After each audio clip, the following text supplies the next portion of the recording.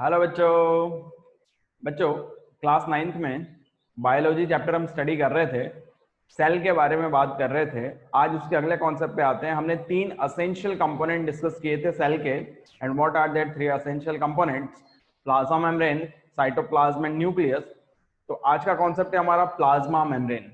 Okay, so let's see what do you mean by plasma membrane. The outer covering of animal cell, है ना। Animal cell की जो outer covering है that is called plasma membrane और cell membrane. But यही plant cell में second outer covering हो जाएगी, यानी कि सबसे पहली कवरिंग तो सेल वॉल होती है प्लांट सेल में, और उसके बाद वाली जो कवरिंग है दैट इज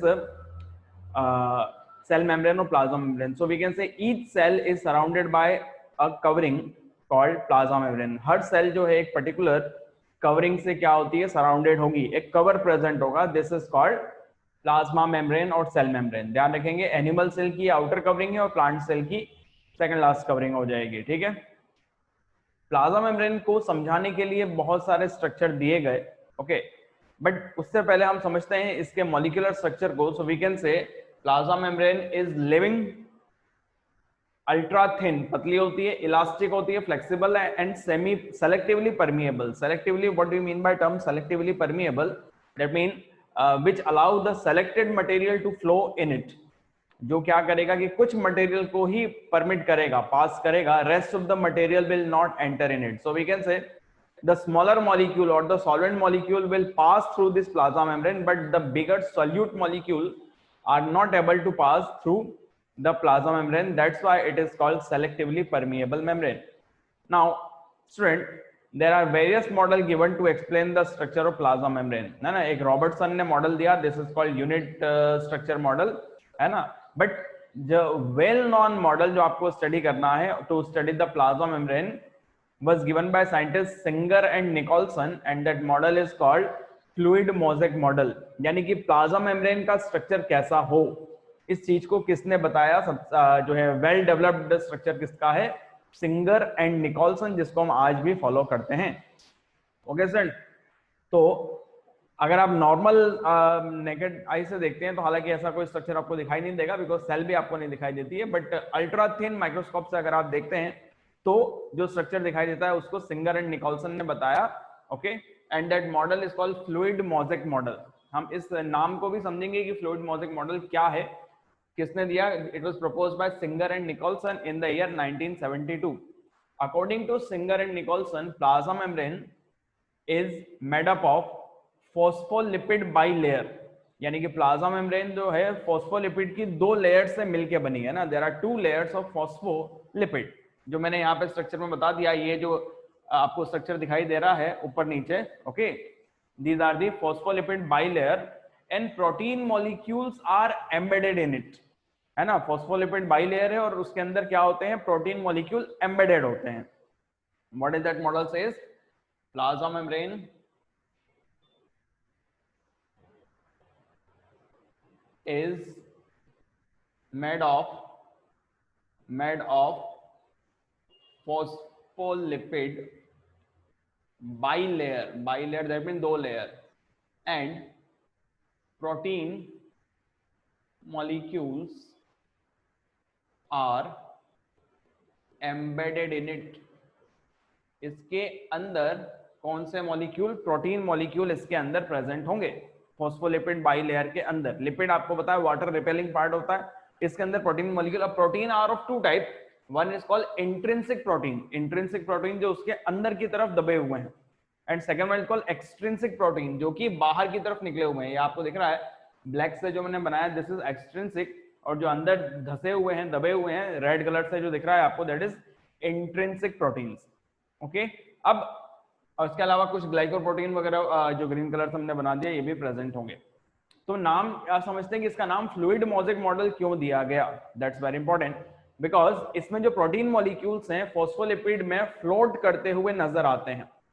जैसे कि कोई मोज़ेक हम घर में लगाते हैं, जो टाइल्स लगाते हैं, उसके में छोटे छोटे चिप्स या कोई डिजाइन होती है, वो बीच बीच में पैक रहती है, जो फ्लोट करती हुई आपको नजर आती है। सो उसी टाइप का ये स्ट्रक्चर होता है, दैट्स व्हाई इसको नाम दिया गया फ्लूइड मोज़ेक मॉडल। ठीक है बच्चों, तो ये डायग्राम से आपको समझ में आ रहा होगा कि इस तरीके से हमने एक कट लिया है, छोटा सा सेक्शन लिया है, कंप्लीट डायग्राम नहीं है ये। ठीक है ना, आप भी कभी बनाए तो इसी टाइप का डायग्राम बनाएंगे, फॉस्फोलिपिड बाइलेयर, और जिसमें क्या प्रेजेंट है, आपके प्रोटीन मॉलिक्यूल्स एम्बेडेड है, इंट्रिंसिक एंड एक्सट्रिंसिक, ठीक है। So this is the actual structure which was given by scientist Singer and Nicholson. This is called fluid mosaic model, ठीक है बच्चों। तो एक बार आप इसको बनाइए, देन मैं प्लाज्मा मेम्ब्रेन के यूजेस इसके बारे में आपको एक्सप्लेन करूंगा।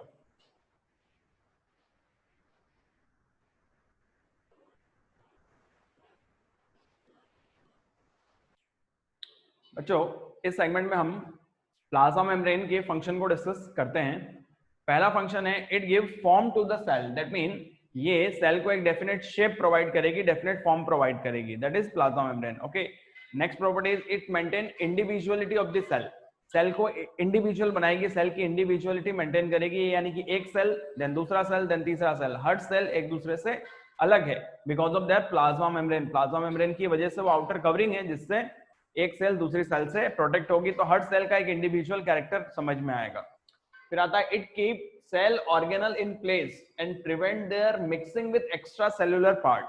जितने भी सेल ऑर्गेनल हैं उनको अपनी जगह पे मेंटेन करने का काम कौन करेगी, सेल मेम्ब्रेन या फिर प्लाज्मा मेम्ब्रेन, और इनकी एक्स्ट्रा सेल्यूलर मटेरियल से इंटरमिक्सिंग से प्रिवेंट करेगी, एक्स्ट्रा सेल्यूलर मटेरियल से इनकी इंटरमिक्सिंग नहीं होगी। Okay, then protect the cell from injury, that's very important कि ये डिफरेंट सेल्स को क्या करती है, इंजरी से प्रोटेक्ट करती है। हम देखते हैं कि हमारी बॉडी में भी आउटर कवरिंग है, स्किन है, एपिडर्मिस है ना, तो ये क्या करती है, इसकी वजह से जितने भी इंटरनल ऑर्गन है उनमें चोट नहीं लगती है, या इंटरनल टिश्यूज जो हैं इन पे चोट नहीं लगती, यानी कि इंजरी से प्रोटेक्ट करती है। Okay, it is selectively permeable, that's very important, it is selectively permeable, that mean it allow only selected material to enter. ऐसे मटेरियल जो सेल के लिए बेनिफिशियल है, यूजफुल हैं, छोटे पार्टिकल्स हैं, उन्हीं को प्लाज्मा मेम्ब्रेन अलाउ करेगी, एंड बिगर मॉलिक्यूल्स 10 पार्टिकल इनको ये प्लाज्मा मेम्ब्रेन सेल से थ्रू आउट यानी कि अलाउ नहीं करती है, ठीक है ना। It forms organelle in the cytoplasm, different cell organelles के फॉर्मेशन में भी प्लाज्मा मेम्ब्रेन का रोल होता है। आगे चल के हम पढ़ेंगे वेरियस सेल ऑर्गेनल्स के बारे में, तो उनको बनाने में भी किसका इंपॉर्टेंट रोल हो जाएगा, प्लाज्मा मेम्ब्रेन का। और लास्ट है its junction keep cell together, दो सेल के बीच में अगर प्लाज्मा मेम्ब्रेन का जंक्शन प्रेजेंट होता है तो ये दो सेल्स को क्या करता है, सेपरेट करता है और डिफरेंट सेल ऑर्गेनल्स को साथ में रखता है, that's very important, otherwise cell organelles पूरे बिखर जाते। ओके, तो बच्चों ये कुछ फंक्शन हो गया। अब इन्हीं फंक्शंस पे हमको ट्रांसपोर्टेशन वाले कॉन्सेप्ट को डिटेल में एक बार डिस्कस करना है।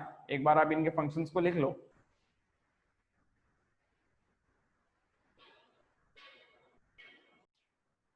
बच्चों प्लाज्मा मेम्ब्रेन के फंक्शन को हम डिस्कस कर चुके थे। प्लाज्मा मेम्ब्रेन ट्रांसपोर्टेशन में भी हेल्प करती है because it is selectively permeable.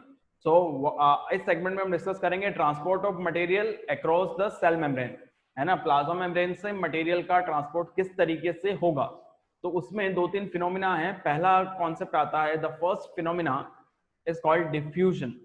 What do you mean by term diffusion? We can say the spontaneous का मतलब जो अपने आप ही हो रहा है, cell, the spontaneous movement of the particle from their higher concentration to lower concentration, particle का अपने हायर से लोअर कॉन्सेंट्रेशन की तरफ मूव कर जाना, है ना, दिस इज कॉल्ड डिफ्यूजन। एक बहुत कॉमन सा एग्जांपल है कि घर में आपने किसी एक जगह पे, है ना, इंसेंस स्टिक यानी कि अगरबत्ती जलाई, वहां पे अगरबत्ती का जो फ्यूम बन रही है उसकी कॉन्सेंट्रेशन ज्यादा है, विद इन 5 मिनट्स वही जो अगरबत्ती है उसकी स्मेल पूरे रूम में फैल जाएगी। सिमिलरली कोई परफ्यूम या डिओड्रेंट लगाया है उसकी स्मेल पूरे रूम में फैल जाएगी, बिकॉज हम उसके पार्टिकल स्पॉन्टेनियसली क्या कर रहे हैं, अपने हायर से लोअर अमाउंट की तरफ मूव कर रहे हैं। This phenomena is called diffusion, ठीक है बच्चों।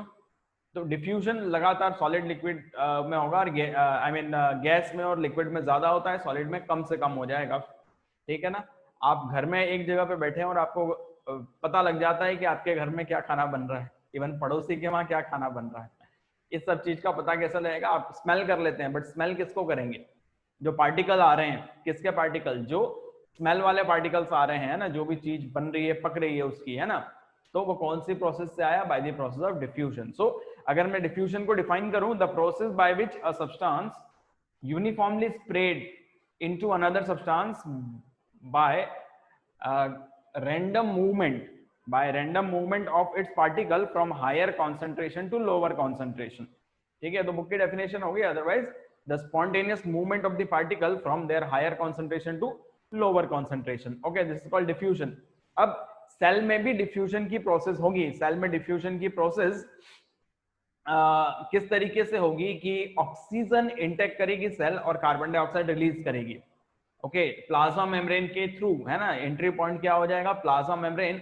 और कौन सी प्रोसेस से ये जो है एक्टिविटी हो जाएगी, bye the process of diffusion. ठीक है बच्चों, डिफ्यूजन आपके दिमाग में क्लियर होना चाहिए. अब डिफ्यूजन के ही अगले पार्ट पे आते हैं, दैट्स कॉल्ड ऑस्मोसिस. ध्यान रखिए, डिफ्यूजन सॉलिड लिक्विड गैस तीनों में हो सकता है, but osmosis is takes place only in the liquid, है ना. ऑस्मोसिस ओनली लिक्विड में ही होगा. सो ऑस्मोसिस क्या है, osmosis is the diffusion of water or solvent from its higher amount to lower amount through semi permeable membrane or selectively permeable membrane is called diffusion. Is called osmosis, है ना. what is osmosis, देखिए osmosis भी एक type का movement है, यानी कि diffusion ही है. बट किसका मूवमेंट है, लिक्विड का या सॉल्वेंट पार्टिकल का. कहां से कहां तक, from its higher amount to lower amount, अपने हायर से लोअर अमाउंट की तरफ सॉल्वेंट पार्टिकल का मूवमेंट हो जाना. This is called osmosis. But condition यहाँ पे अप्लाइड है. द मेन कंडीशन, इसको भूल गए तो वो गलत हो जाएगा. The main condition is through selectively permeable membrane या सेमी परमिएबल मेम्ब्रेन. पार्टिकल का मूवमेंट तो होगा, बट किसके थ्रू होगा, लिक्विड पार्टिकल का मूवमेंट हायर से लोअर अमाउंट की तरफ, बट किसके थ्रू, थ्रू सेमी परमिएबल और सेलेक्टिवली परमिएबल मेम्ब्रेन. और हमारी जो सेल है, प्लांट की जो सेल है, all cell contain plasma membrane which is selectively permeable. Okay, अब बच्चों ऑस्मोसिस हम ऑस्मोसिस को दो टाइप में क्लासिफाई करते हैं. One is called and osmosis and second one is called x osmosis. And osmosis and x osmosis एक एक को डिस्कस करेंगे, और ऑस्मोसिस पर बेस्ड हम सॉल्यूशंस को भी डिस्कस करेंगे. ठीक है बच्चों, तो इतना एक बार लिख लीजिए.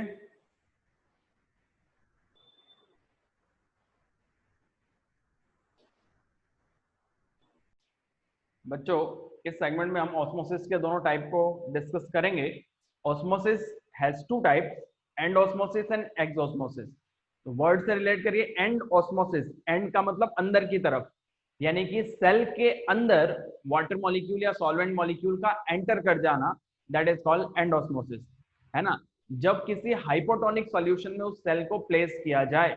What do you mean bye hypotonic solution. Okay, अगर हम दो सॉल्यूशन को कंपेयर करें या सेल की कॉन्सेंट्रेशन और उस सॉल्यूशन को कंपेयर करते हैं, तो वो सॉल्यूशन जिसमें वाटर कंटेंट ज्यादा है, that is called hypotonic solution, है ना. दूसरे के कंपैरिजन में, सेल के कंपैरिजन में. Okay, so whenever a cell is placed in hypotonic solution, it will gain water will enter in the cell and the cell will swell up. और अगर वो प्लांट सेल होगी तो वो स्वेल होकर रह जाएगी, बट अगर वो एनिमल सेल है, आरबीसी है, तो वाटर गेन कर करके बर्स्ट हो जाएगी. बर्स्ट क्यों हो जाएगी बच्चों, बिकॉज इनमें सेल वॉल नहीं है जो कि अपोजिट प्रेशर अप्लाई करे. प्लांट सेल बर्स्ट नहीं होती है बिकॉज वो अपोजिट प्रेशर अप्लाई करके एक्स्ट्रा वाटर को रिमूव कर देगी. So how will you define entry of water molecule into the cell through semi-permeable membrane? What is SPM here? Semi-permeable membrane when surrounded by hypotonic solution. This is called end osmosis. By end osmosis, the cell will swell and animal cell may burst. Animal cell क्या हो सकती है, burst हो सकती है because उसमें cell wall absent होगी. Okay. तो एक कॉमन सा एग्जांपल अगर आप देखते हैं कि अगर हम रेजिन बॉल लेते हैं, रेजिन बॉल यानी कि किशमिश, और उसको वाटर में डाल देते हैं कुछ टाइम के लिए, ठीक है, तो वो क्या हो जाएगा, 1-2 घंटे के अंदर अंदर स्वेल अप हो जाएगा, क्योंकि वाटर मॉलिक्यूल उसके अंदर एंटर कर जाएंगे. And due to entry of water molecule by the process of endosmosis, that is swell up. तो किशमिश के अंदर वाटर कॉन्सेंट्रेशन कम थी, ध्यान रखेंगे, है ना. और बाहर वाटर जो हमने प्योर वाटर लिया है उसमें वाटर कॉन्सेंट्रेशन ज्यादा है, तो वाटर अपने हायर से लोअर अमाउंट की तरफ मूव कर गया थ्रू सेमी परमिएबल मेम्ब्रेन, है ना. और ये प्रोसेस क्या होगी, एंडोस्मोसिस, और वो स्वेल अप हो जाता है. ठीक है बच्चों, ये क्लियर हो गया. ऐसे बहुत सारे एग्जांपल आप एंडोस्मोसिस के देख सकते हैं कि आप जितने भी स्प्राउटेड फूड मटेरियल लेते हैं ना, अंकुरित की हुई जितनी भी चीजें हैं, चने खा रहे हैं, मूंग खा रहे हैं, रात को उनको भिगो देते हैं, बादाम है, काजू है, और सुबह तक वो स्वेलअप हो जाते हैं. स्वेलअप होने का क्या मतलब है, एंड ऑस्मोसिस से वो स्वेलअप हो गए हैं. ठीक है बच्चों, इसी तरीके से कुछ लोग क्या करते हैं कि साल में एक बार ही मेथी, धनिया, ये सब चीजें खरीद लेते हैं हरी वाली, और जब जब उनको जरूरत होती है वो सूख जाता है, और जब जब उनको जरूरत होगी वापस से उसको वाटर में डाल देंगे, पानी में डाल देने की वजह से क्या हो जाएगा, वाटर गेन करके फिर से वो स्वेलअप हो जाएगा और नेचुरली वो यूज कर लेते हैं। ठीक है बच्चों। सेकेंड टाइप है एक्स ऑस्मोसिस। एक्स इसका मतलब बाहर जाना, so we can say the exit of water molecule from the cell through semi permeable membrane when surrounded by hypertonic solution is called exosmosis. ठीक है, किसी सेल को आपने हाइपरटोनिक सॉल्यूशन में रखा, हाइपरटोनिक सॉल्यूशन यानी कि दो सॉल्यूशन को हम कंपेयर कर रहे हैं, एक सेल की कॉन्सेंट्रेशन और एक सॉल्यूशन। तो जिस सॉल्यूशन में कॉन्सेंट्रेशन ज्यादा है यानी कि सॉल्यूट का अमाउंट ज्यादा है, ओके, वो क्या है, हाइपरटोनिक सॉल्यूशन है दूसरे के कंपैरिजन में। ठीक है, तो जब आपने उस सेल को हाइपरटोनिक सॉल्यूशन के अंदर प्लेस किया तो वो सेल अपना वाटर कंटेंट लूज कर देगी, क्योंकि सेल के अंदर वाटर ज्यादा है और हाइपरटोनिक सॉल्यूशन में वाटर कम है, तो वाटर अपने हायर से लोअर अमाउंट की तरफ मूव कर जाएगा by the process of exosmosis. यहाँ पे एक्सोस्मोसिस हो जाएगा और वो सेल श्रिंक हो जाएगी, रिंकल्ड हो जाएगी, है ना। By exosmosis cell will shrink. ठीक है ना। अब जैसे कि जो हमने किशमिश का एग्जांपल लिया था, पानी में डाला था और वो फूल गया था, वही किशमिश अगर हम क्या करते हैं, तो बच्चों वही किशमिश जब हम वाटर में ऐड करेंगे, है ना, चाशनी में डालेंगे, है ना, ध्यान रखेंगे किसमें आप उसको ऐड करना है, आपको उस किशमिश को आपको किसमें ऐड करना है, चाशनी में, है ना, जिस दैट इज वाटर का, जिसमें कॉन्सेंट्रेशन काफी कम है और शुगर की कॉन्सेंट्रेशन ज्यादा है। तो हम ये देखते हैं कि वही किशमिश क्या हो जाएगा, श्रिंक हो जाएगा, वाटर लूज कर देगा, जो स्वेलअप किशमिश है वो श्रिंक हो जाएगा और जो है एकदम से रिंकल्ड उसके ऊपर स्ट्रक्चर आ जाएगा, that is due to the process of exosmosis, उसने अपना वाटर लूज कर दिया। ठीक है बच्चों। तो अभी तक हमने जो कॉन्सेप्ट देखा था कि सॉल्यूशन, अभी हमने दो बातें बोली, हाइपरटोनिक और हाइपोटोनिक, और एक और तीसरा टाइप का सॉल्यूशन है इसको आइसोटोनिक, उसको भी हम डिस्कस करेंगे सेगमेंट में, उससे पहले आप लोग ये बना लीजिए।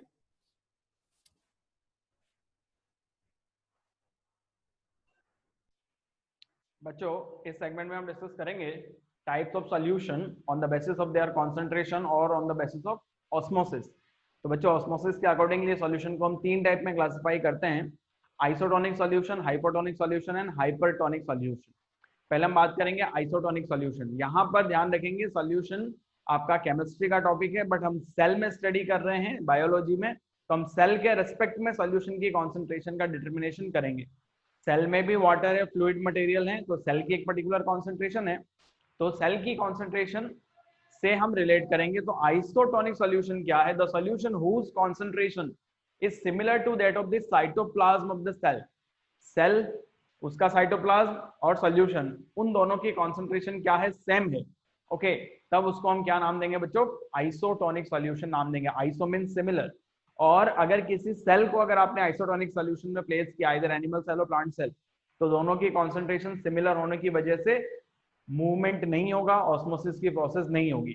तो when cell is placed in isotonic solution osmosis will not occur. ठीक है ना, क्योंकि दोनों साइड की कॉन्सेंट्रेशन सेम है, ऑस्मोसिस होने के लिए कॉन्सेंट्रेशन में चेंजेस होने जरूरी है। बच्चों सेकंड टाइप का सॉल्यूशन आता है hypotonic solution, the word hypo, ठीक है ना, इसका मतलब होता है लो, यानी कि जिसकी कॉन्सेंट्रेशन कम है, यानी कि सॉल्यूट का अमाउंट कम और सॉल्वेंट का अमाउंट ज्यादा है। ओके, अब देखो यहाँ पे सेल से आपको कंपेयर करना है, तो solution in which the amount of water, that means solvent, is more as compare to the cytoplasm of the cell. Cell के साइटोप्लाज्म के कंपैरिजन में जिसमें वाटर का अमाउंट क्या हो बच्चों, कम हो, गलत हो गया, वाटर का अमाउंट क्या हो, ज्यादा हो, मोर हो, ठीक है ना, तब वो क्या कहलाएगा, हाइपोटोनिक सॉल्यूशन। ठीक है, वाटर ज्यादा है। और whenever any cell is placed in hypotonic solution, जैसे मैंने रेजिन बॉल का, किशमिश का एग्जांपल दिया, आरबीसी का आप एग्जांपल ले सकते हैं, उसको आपने हाइपोटोनिक सॉल्यूशन में रखा, हाइपोटोनिक सॉल्यूशन में, तो वाटर अपने हायर से लोअर अमाउंट की तरफ मूव कर जाएगा by the process of endosmosis, और एंडोस्मोसिस की वजह से वो सेल क्या हो जाएगा, स्वेलअप हो जाएगा। ठीक है, वाटर गेन कर लेगा। So when cell is placed in hypotonic solution it will swell due to endosmosis. और ये एनिमल सेल को रखेंगे तो बहुत ज्यादा एंडोस्मोसिस होते होते बर्स्ट हो जाएगा। तीसरा आता है बच्चों हाइपरटोनिक सॉल्यूशन, इसका अपोजिट हो जाएगा, solution in which the amount of water और solvent is less as compare to cytoplasm of the cell. Cell के साइटोप्लाज्म के कंपैरिजन में जिसमें वाटर कंटेंट क्या होता है बच्चों, कम होता है। ठीक है, वाटर कंटेंट क्या हो जाएगा, कम हो जाएगा as compare to cytoplasm of the cell, then it is called hypertonic solution. ठीक है, अब जैसे कि आपने शुगर का कॉन्सेंट्रेटेड सॉल्यूशन बना दिया, that is called hypertonic solution. और अगर आप किसी सेल को उसमें प्लेस करेंगे तो सेल में वाटर कंटेंट ज्यादा है और शुगर सॉल्यूशन में कम है, तो वाटर सेल से कहाँ चला जाएगा, बाहर चला जाएगा, outside. Okay, this process called x osmosis. और एक्स ऑस्मोसिस की वजह से वो क्या हो जाएगा, श्रिंक हो जाएगा। ठीक है बच्चों, तो वही जो रेजिन बॉल स्वेलअप हो गया था उसको आपने हाइपरटोनिक सॉल्यूशन में रखा, किसी शुगर के कॉन्सेंट्रेटेड सॉल्यूशन में, शुगर सिरप में रखा, तो वो अपना वाटर लूज कर देगा। और वाटर लूज करने के बाद क्या हो जाएगा, वापस से किशमिश बन जाएगा, यानी कि श्रिंक हो जाएगा। ठीक है बच्चों, तो ये हो गया आपका type of solution, write down.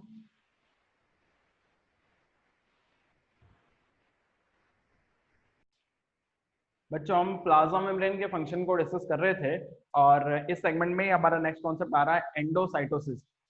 The word endocytosis का क्या मतलब हो जाएगा कि फूड जो इनटेक करेगा कोई भी सेल या unicellular organism by the help of plasma membrane, ठीक है ना, by the folding of plasma membrane, plasma membrane fold हो जाएगी जिसकी वजह से फूड को इनटेक किया जाएगा। दिस प्रोसेस कॉल्ड एंडोसाइटोसिस, है ना। इट मींस इन्वेजिनेशन, इन्वेजिनेशन का मतलब folding of small portion of plasma membrane to form vesicle, जिससे वेसिकल का फॉर्मेशन होगा, generally use for ingestion of food by the cell. Ingestion का मतलब intake of food by the cell, this is called endocytosis.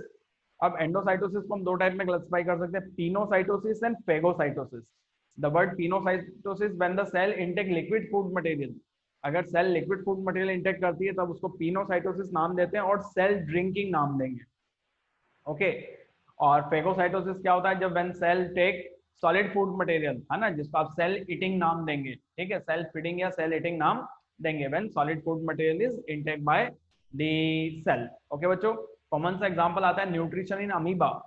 बच्चों amoeba is unicellular organism जो खुद move नहीं कर सकता है, ठीक है, वाटर में फ्लोट करता रहता है। अब जैसे ही कोई फूड, ये अमीबा एनी शेपलेस स्ट्रक्चर, इसका कोई शेप नहीं होता, जैसे ही कोई फूड मटेरियल अमीबा के पास में आएगा, जो मैंने रेड कलर से बनाया है दैट इज फूड मटेरियल, यहाँ लिख देता हूं मैं। तो ये जो नॉर्मल अमीबा इस तरीके का होता है, ओके, तो उसकी प्लाज्मा मेम्ब्रेन इन्वेजिनेट हो जाएगी, फोल्ड हो जाएगी, और एक फॉल्स फुट लाइक स्ट्रक्चर बनेगा, दैट इज कॉल्ड स्यूडोपोडिया। और उस स्यूडोपोडिया की वजह से क्या किया जाएगा, उस फूड मटेरियल को इंटेक किया जाएगा। ओके, इंजेशन की प्रोसेस है। उसके बाद में एक वैक्यूल का फॉर्मेशन होगा, फूड को इंटेक करने के बाद स्यूडोपोडिया नॉर्मल हो जाएगा, फूड वैक्यूल बनेगा, है ना, जिसमें बहुत सारे हाइड्रोलिटिक एंजाइम्स हैं जो कि फूड को डाइजेस्ट करते हैं। अब बच्चों ये ध्यान रखना है कि अगर ये लिक्विड फूड मटेरियल इंटेक कर रहा है तो इस फूड वैक्यूल को हम पीनोसोम नाम देंगे, पीनोसोम। और सॉलिड फूड मटेरियल इंटेक कर रहा है तो इसको हम क्या नाम देंगे, फेगोसोम नाम देंगे। अब बहुत सारे हाइड्रोलिटिक एंजाइम इस वैक्यूल में है, तो ये वैक्यूल क्या करेगा, फूड को डाइजेस्ट कर देगा, और फूड फाइनली किसमें मिक्सअप हो जाएगा, साइटोप्लाज्म के अंदर, और वैक्यूल डिसअपियर हो जाएगी, नॉर्मल अमीबा आपका बन जाएगा। This is called endocytosis. किसकी हेल्प से हो रहा है, by the help of plasma membrane. ठीक है बच्चों, अब यही अगर जो फूड मटेरियल आप अमीबा ने इंटेक किया, जब उसका जो वेस्ट मटेरियल निकलेगा, गार्बेज वेस्ट मटेरियल, है ना, अनडाइजेस्टेड फूड, उसको क्या किया जाएगा, तो उसको प्लाज्मा मेम्ब्रेन से ही रिमूव कर दिया जाएगा by the process of exocytosis. इसको हम अगले सेगमेंट में जस्ट डिस्कस करेंगे, तो राइट डाउन दिस, एक बार इसको बना लीजिए।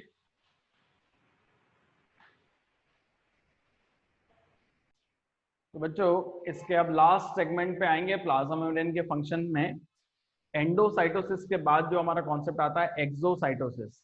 जो अनडाइजेस्टेड फूड मटेरियल है वो भी वैक्यूल में कलेक्ट होता रहेगा इन द सेल, और वो वैक्यूल फाइनली प्लाज्मा मेम्ब्रेन से आके फ्यूज हो जाएगी, प्लाज्मा मेम्ब्रेन रप्चर्ड होगी, वैक्यूल का जितना अनडाइजेस्टेड मटेरियल है वो बॉडी से बाहर डिस्चार्ज कर दिया जाएगा। This phenomena is called exocytosis. So it involves the fusion of fusion of membrane of vesicle with plasma membrane। जो वेसिकल या वैक्यूल का जो मेम्ब्रेन है उसका फ्यूजन हो जाएगा प्लाज्मा मेम्ब्रेन से, to remove the content in the surround, its content in the surrounding, यानी कि जो वेस्ट मटेरियल है, अनडाइजेस्टेड फूड मटेरियल है, उसको बॉडी से डिस्चार्ज कर दिया जाएगा by the rupturing of plasma membrane. इस प्रोसेस को हम नाम देते हैं सेल वॉमिटिंग और ईफेजी, है ना, EPHAGY, ईफेजी भी नाम देंगे। तो मैंने एक छोटा सा कट लिया है अमीबा सेल का, कि जितना भी अनडाइजेस्टेड वेस्ट मटेरियल है वो एक एक्सोसाइटोटिक वेसिकल में क्या हो चुका है, कलेक्ट हो गया है।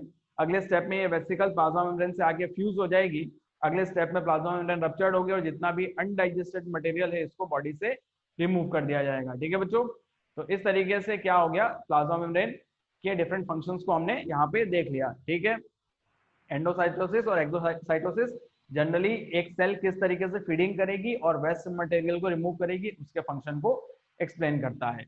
आई होप ये कॉन्सेप्ट आपके दिमाग में आ गया होगा। ठीक है बच्चों, तो ये प्लाज्मा मेम्ब्रेन का यहाँ पे कॉन्सेप्ट तुम्हारा क्लियर हो जाता है। आज के लिए इतना ही था। Thank you very much, have a nice day.